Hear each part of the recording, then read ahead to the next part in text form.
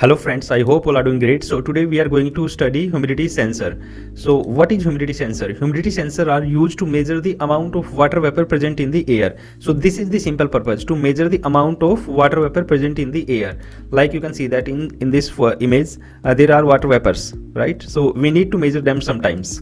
Like in this image as well, you can see that amount of vapor present in the air. So this is the part 1 tutorial. Over here we are going to study what is humidity sensor, the pin numbers and the theoretical part. But in the next part 2 we are going to study how you can program this, right? Now if I talk about the pin numbers, so this module have 3 pins. The first pin is ground, the second pin is data pin, and the fourth pin is VCC pin. And this round hole is a just mounting hole. If you want to put this sensor in your instrument, then you need to use this mounting hole. Through nut and screw you can just fit this sensor in your instrument. Okay, some sensor have 4 pin. Like if I talk about this sensor, like you can see from here as well, these are the 4 pin. So third pin is all the times not used. You can see over here as well, the first pin is you can say it VCC as well or ground as well. It is mentioned over here ground, so you can say it ground as well. The second pin and the fourth pin, 1 2 4, these pin are in use, but the third pin is not connected. It's written over here, third pin is not in use. Now why we need them? What is the requirement of humidity sensors in the practical world? So there are lots of applications. The first application if I talk about is they can be used in the weather stations, because you need to know the weather of today. Sometimes you need to know the weather after 1 week. So humidity sensor going to play a very important role to forecast the weather after 1 week or after, let's say, 15 days.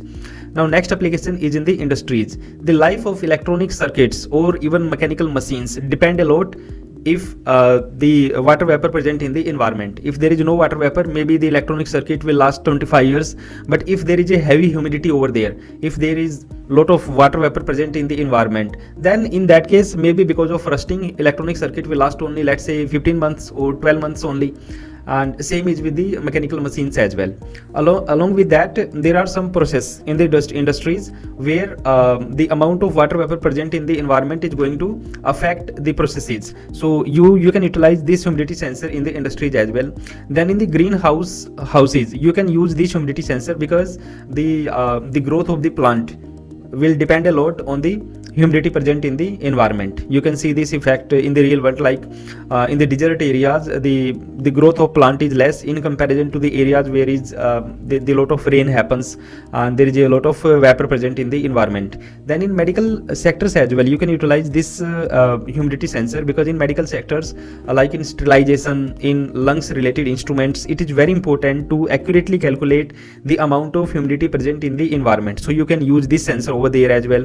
Now in agriculture as well, again agriculture like it's a very big field, and the vapor present in the environment is going to affect the growth of a plant through every angle.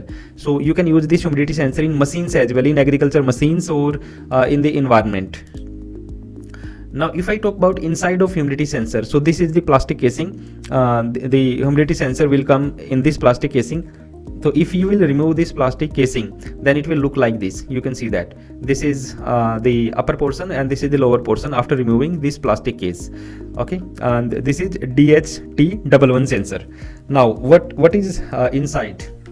After removing the plastic housing, you can see the electrodes. So these are the 2 electrodes. You can see over here, these are the 2 electrodes, and then there is a substrate. Okay, when water vapor is absorbed by the substrate, so this is the substrate. When the water vapor is absorbed by these substrates, then it can increase the conductivity between these 2 electrodes. Okay, and the change in resistance between these 2 electrodes is proportional to the relative humidity. As simple as that. And higher is the relative humidity, which can decrease the resistance between 2 electrodes. So the if the vapors present will be higher, then the resistance between these 2 electrodes will be lower. Okay, now next is this is the back portion and this is front portion. So this IC is going to play very important role in measuring the water vapor present in the environment, and this IC also will calibrate the signal, so that signal you can feed to the microcontroller like 8051 PKVR, Arduino, ARM, embedded Linux, whatever you are using. So this IC is going to communicate the data from this substrate to the microcontroller. Okay, now types, if I talk about, there are 2 types. There are basically 2 types. This is DHT22 and DHT11. most of the times DHT11 is in blue colors and DHT22 will come in the white color. Okay, and the pin number is same, like the first pin is VCC, then ground, then third pin is not connected, fourth pin is ground. Okay, sorry, the second pin is data, it's written over here. The second pin is data, first pin VCC, third pin not connected, and fourth pin ground. Like this is the pattern of pin on this DHT11 sensor. The same pattern you will find on DHT22 sensor. And the color, as I already told you, it will come most of the times in blue color and it will come in the white color. Okay, now what is the difference is why we need to use DHT22 sensor in comparison to DHT11. Like both DHT11 and DHT22 are temperature and humidity sensor, but the main difference is between DHT11 and DHT22 is that DHT11 is a basic temperature and humidity sensor, while DHT22 is a more expensive and higher precision version of DHT11. Did you notice? Higher precision version means the accuracy and the precision is very high in DHT22 sensor. So DHT22 is often used in industrial and scientific applications, but DHT11 is for simple DIY projects. Like if you want to test the humidity and you don't need top-notch quality or accuracy, then you can go for DHT11. But if you need, like, because in industrial purposes and scientific instruments or applications, accuracy must be there. So that's why you will use DHT22 over there.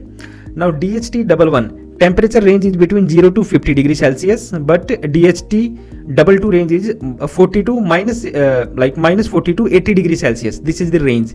So you can see that range of DHT22 is very high.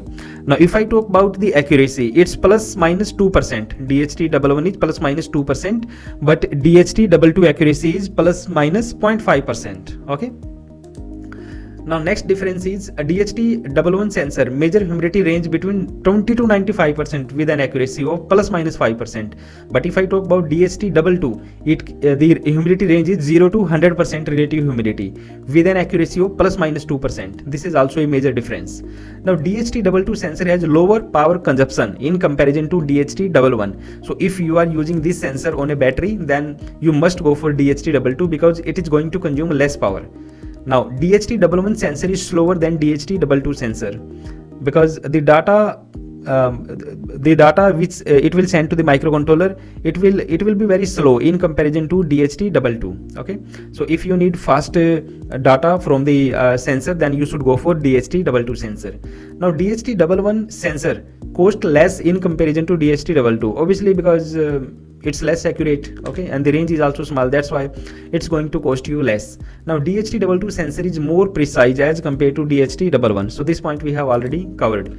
Now conclusion, if I talk about the conclusion of both the sensor, then DHT11 is a less precise, works in a smaller range of temperature and humidity, but also features a lower price point. This is very important. Okay, lower price point. Because DHT22 is going to cost you a lot in comparison to DHT11. So if accuracy is not important to you and you don't mind the higher price point, then you should go for the DHT22. Otherwise DHT11 should be good enough. So this is the conclusion of DHT11 and DHT22 sensor. Now programming. So programming we are going to cover in the part 2. This was the part 1 only. In the part 1 I have introduced to you the humidity sensor. This is the basic introduction in this tutorial about this humidity sensor, and in part 2 I'm going to program this humidity sensor. I'm going to show you the live demo. We will work on the hardware as well as software. So this is all about this tutorial. Thank you so much for watching this video. See you in the next tutorial.